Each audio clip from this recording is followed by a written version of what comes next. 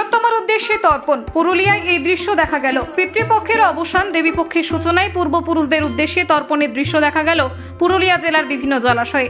কাঁসাই সুবর্ণরেখা নদী, দামোদর নদের ঘাট ছাড়াও পুরুলিয়ার সাহেব বাঁধে এই ছবি দেখা গেল।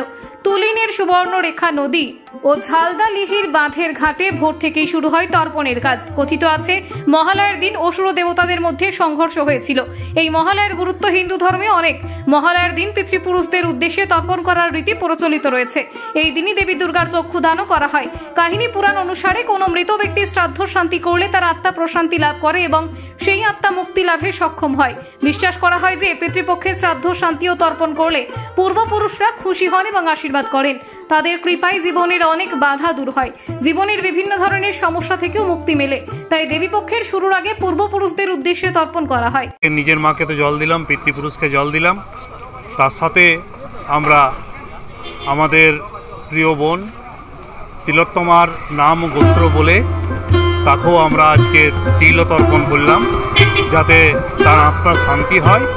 এবং তার আত্মার শান্তি তো একভাবেই হতে পারে যে তার যারা দোষী তাদের কঠোরতম শাস্তি, সেটাও ঈশ্বরের কাছে, জগজ্জননীর কাছে সূর্য সাক্ষী রেখে তিলোত্তমাকে তিল জল অর্পণ করে আমরা আজকে সেই শপথটাই করি। Bureau report, Bengal news.